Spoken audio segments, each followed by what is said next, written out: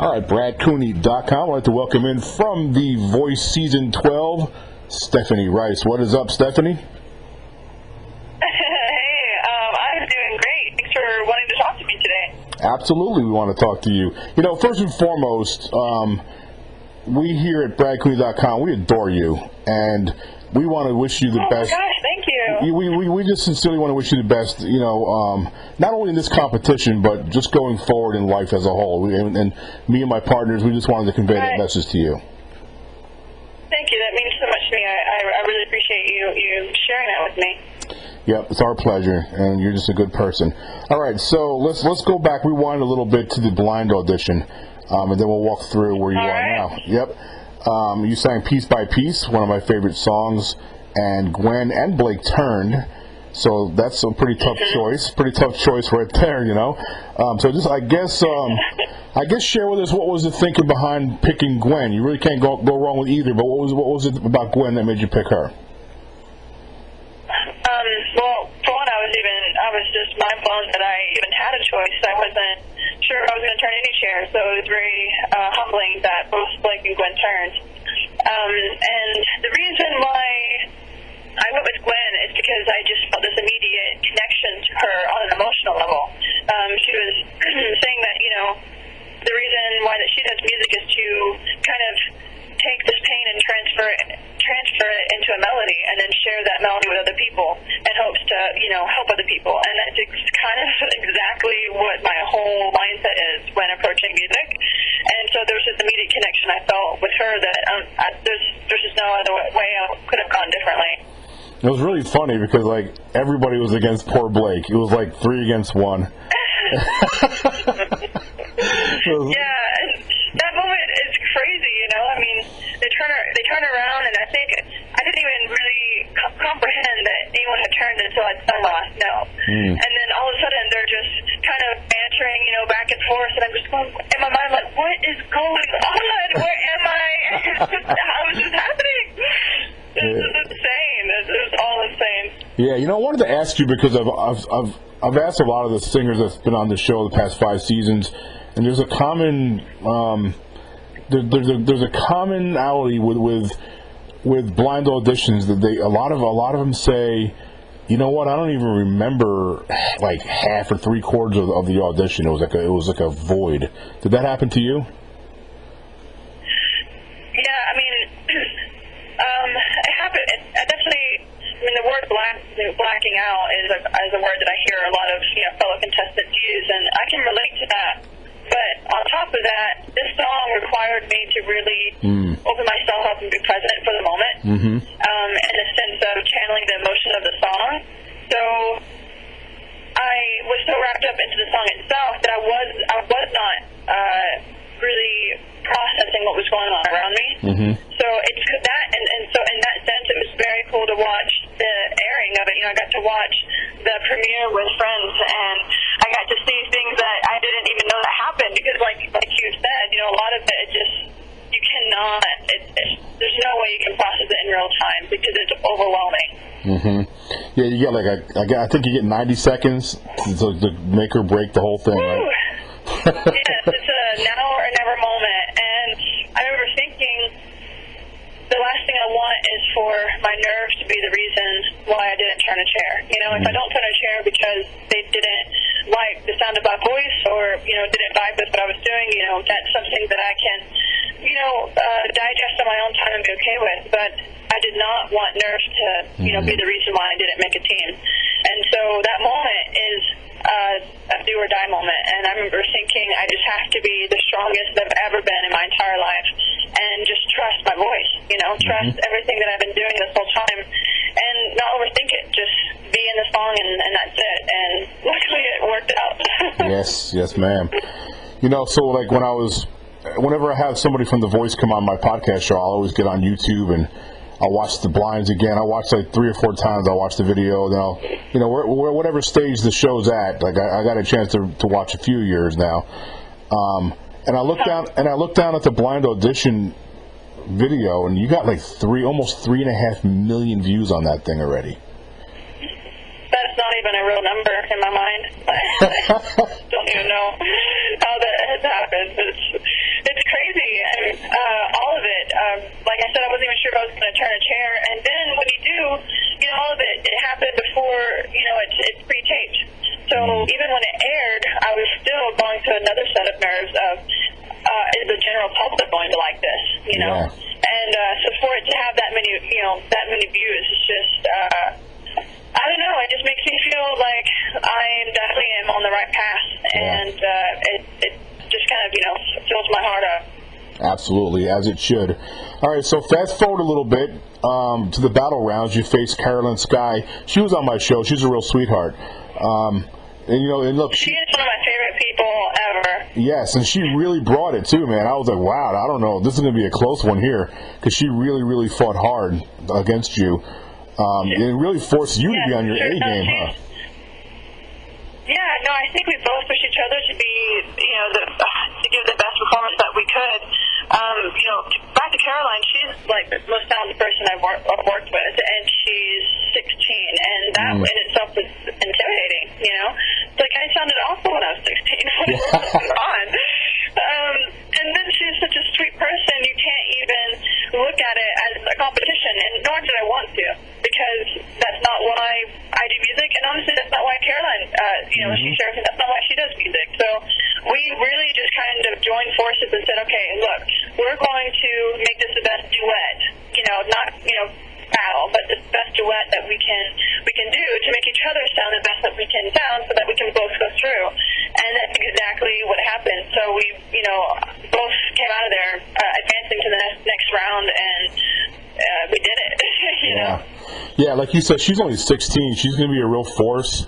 Win, lose, or draw this competition. I don't think we've heard the last of her or you. Win, lose, or draw, by the way. Not at all. Well, thank you. Yeah. Thank you. Yep.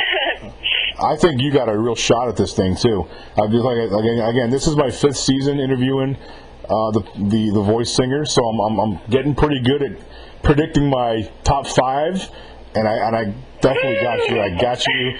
I predicted Sawyer Fredericks season 8. I called him early in the game, and he went on and won the whole thing with Pharrell Williams. So that's awesome. That gives me a lot of confidence to move forward. I mean, I know every season's talented. Maybe I'm biased because I'm on this season, but I feel like this season is phenomenally incredible. Yes, you're not being biased. I try not to look past. Okay, cool. And I try not to.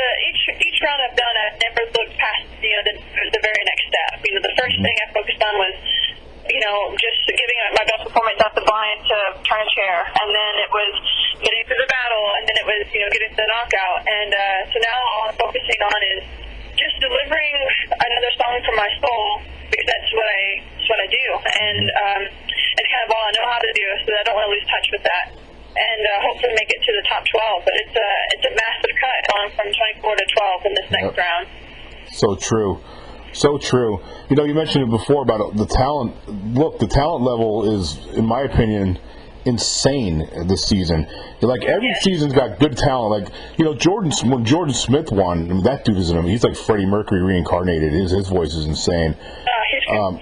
So good. But his season didn't have the depth of talent I think this one has.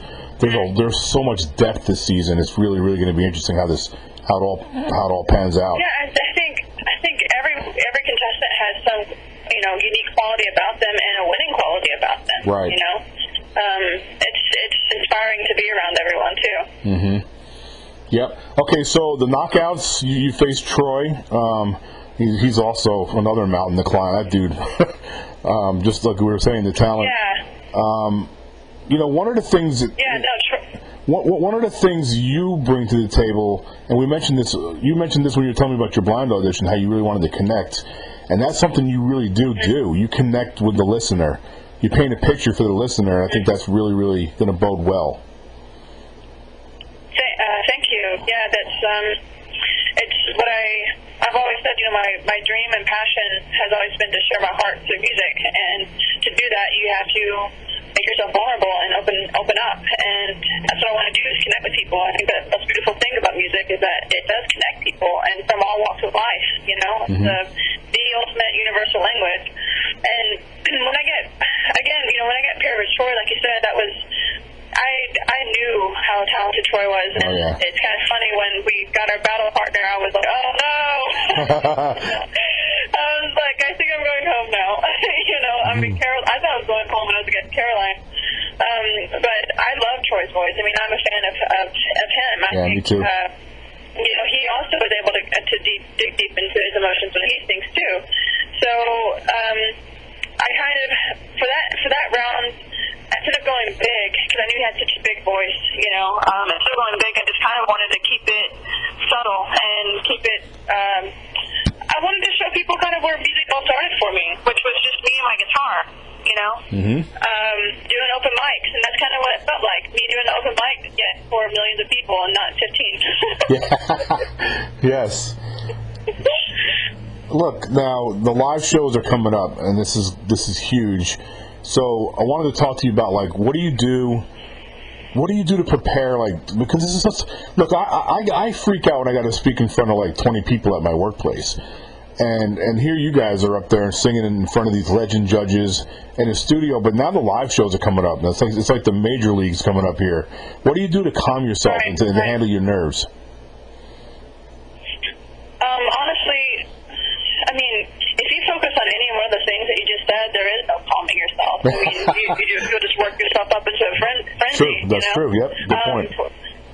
So for me, it's really just blocking everything out and reminding myself of why I do music. And the moment I step on stage, I always take a moment to just be grateful that I'm getting to do what I love to do. And I think that's the ultimate dream for anyone, is to be able to do in life that they have always dreamed about doing. And I'm getting to do that. I'm getting to live my dream right now. And so instead of focusing on how incredibly, stressful or pressurized of a moment it is, it's also just a super humbling, exciting moment where I get to see my dream come to life.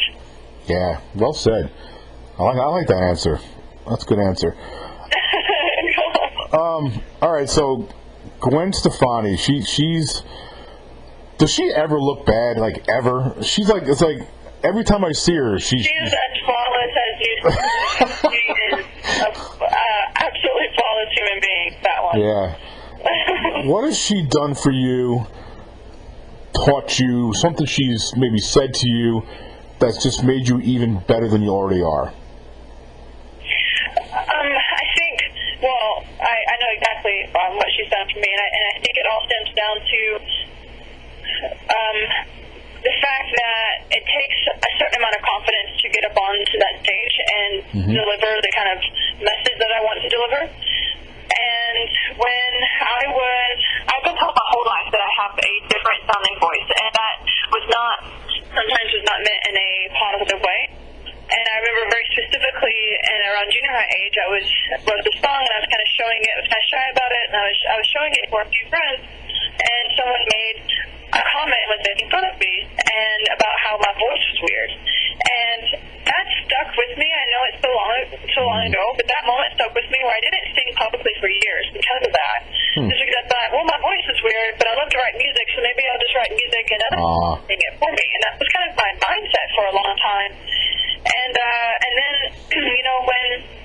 when I came out and everything, and music was what I wanted to depend on, and I stopped seeing it as a performance. It was just something I had to do to survive, because it was how I got the pain out, really. And when I was working with Gwen, one of the first conversations we had was about how she relates to me in the sense that her voice is super unique and different, and how all in her early part of her career, people were telling her, you're too different to be marketable, or you're too different to be liked. And she's like, but, look what happened. And so she really just kind of gave me the confidence. To hear that from someone from a person like Gwen Stefani, that's saying, hey, different is good.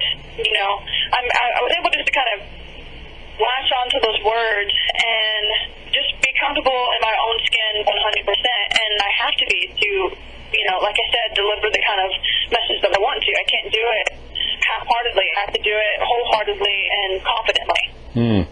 Yeah, so basically a real good shot of confidence in the arm. Just really gave you some confidence. I guess I could have just shortened the whole... No, I don't want you to do that. I like the detail. I like to sum it up, but I like to get the detailed answers. So that was great. You know who else is a big fan of yours? Alicia Keys. Who? Alicia Keys. Oh, she loved you. She loved you. She was about to get Gwen in a headlock if Gwen wouldn't have picked you. Did you see that? You know, that's another thing that I've enjoyed watching the shows back, because I didn't catch any of that, while it was happening. And I've always admired Alicia Keys for not only who she is as an artist, but who she is as a person. Right. I mean, she is one incredible human being. Absolutely. And I was a little bit disappointed when she didn't turn, and then to find out that she meant to turn. I don't know if you saw that, but she was saying how she meant to push her button, but got caught up in the. You know what? I believe that. Forgot she should participate. Yeah, and when I heard that, I was like, wait, what? No, And then when I had my battle, and she was kind of the one. Adam said he would go with Caroline, and Alicia Keys was there going, Stephanie is the person I'd be interested in working with. And I was like, really? Alicia Keys? Do you think that? Yes. And then when she stole me, I mean, I've always felt a connection to her. I just didn't know if she felt a connection back. No doubt. And I knew she only had one skill, and I just can't comprehend the fact that she chose to use it on me. But she's the reason why I'm here, so I'm feeling over the moon and super grateful about it. Yeah, how humbling is that to have somebody like Alicia Keys think that highly of you? And yeah. That is the only word that comes to mind is humbling. And it's, I mean, I've always been a hard worker, and I've worked for everything I have in my life, tangibly and intangibly, but I am working harder than I've ever worked in my life, and part of that is due to the fact that if Alicia Keys saw something in me, I need to deliver, Yeah, that's so surreal. I don't know how I deal with that, man. That's so surreal. Just Alicia Keys likes me. She thinks I'm good. That's just amazing. So what's it been like now that you've been on national TV and I'm sure you got some fans and you got some people wanting photos and autographs and things like that. How have you adjusted to that?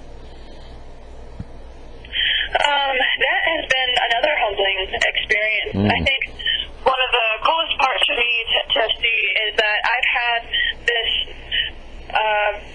really loyal, encouraging, supportive fan base back home. But it's only remained in the confines of, Houston, which is where I perform. And, they're always, I'm sure people get tired of it, but they're always, because of whatever reason, but they're always posting about me on social media before all this, before they even knew I was on The Voice, like, you've got to check this girl out, you like her music, and, after you blow up your social media feed on that, a lot of times, people are just like, okay, enough already. We've heard about this girl, we get it. And it's really cool for me to be able to get to the point where, more people are hearing about me and feel like I want them to feel like their support was, like, completely worth it all along, because it's not, they don't have to support me like that. And they always have, and it's always meant the world to me, and I'm just enjoying the fact that, and get to sit back and say, hey guys, thank you, your belief in me wasn't unfounded, and I'm going to keep working really hard for you, and it's just cool to share that moment with them, and also everyone else who's become a fan and friend, as well. The way I see it is, I've always wanted to share my music with people, but if people weren't listening, then I would have no one to share it with. So I'm grateful for everyone who's shown the support. That's awesome. It's almost like your fans in Houston are validated now as to why they like you so much. And the rest of the country got to see you. That's what I was trying to say. Yeah, exactly. That's awesome. And it makes me feel so good, That's great. So what's some advice that you could share with somebody who's out there and they're just thinking about maybe doing this, maybe trying out for The Voice? What could you share with them? Well, actually, I tried out for The Voice 4 years ago, and I didn't make it past the open call. And so I think that's a really good testament to the fact that never giving up is one of the most important things that you can do. I could have just thought, well, I'm not good enough, and instead I worked extremely hard, and I would just kind of encourage everyone that, getting the guts to just go for it is like step one, but even if you get a no, it's not the end. It's kind of like, how are you going to react to that? You might get, really fortunate and get a yes the first time, which is incredible, but it doesn't happen like that for everyone. And that should shouldn't be like the most discouraging of moments, because that really pushed me to focus on my craft and write more music and perform more and gig more, and it kind of set me on the path that I am on now. And so that's what I would want to encourage people, is that it's never too late. Never give up. And if you do get a no, it's not that you're not good enough. It's just it might have not been the right time, and you'll understand when it happens when it is your time. Because I can totally see now that I wasn't ready 4 years ago. Wow, that's great. Well, Stephanie, it's been a real honor and pleasure to have you on the Brad Cooney Show. I really appreciate you doing this, but before I let you go, I want to give you an opportunity to tell the listeners out there where they can follow you on your social sites, and if you have a website, go ahead and share that. Okay, so thank you for giving me that opportunity. That's great. So I am on Facebook, I'm on Twitter, and I'm on Instagram as Stephanie Writes Music. And Twitter is Steph Writes Music, specifically. And that's important because there's only 2 ways that you can vote for the show that's coming up on Monday, and that's through Twitter and through the Voice app. So if you aren't following me on these on Facebook or Instagram or Twitter now, I would really appreciate a follow, and that way I can kind of keep everyone informed about how this process is going. It's new for me, so I know it's probably new for a lot of people, and that way I can just kind of keep in touch with everyone and be able to express how much I appreciate everyone at the same time. And also, thank you for having me on today. I really, it's been a pleasure speaking with you. Well, we're definitely glad you came on board. We enjoyed talking to you. And we're going to put your Twitter and your Instagram up in the article so everybody can click that and go right to your pages and follow you and vote away, everybody. Appreciate you doing this so much. And if you don't mind, I'll tweet you the link once this is up. If you can retweet it, that'd be great. Of course I will. Thank you so much for everything. Thank you for wanting to talk to me. Huh.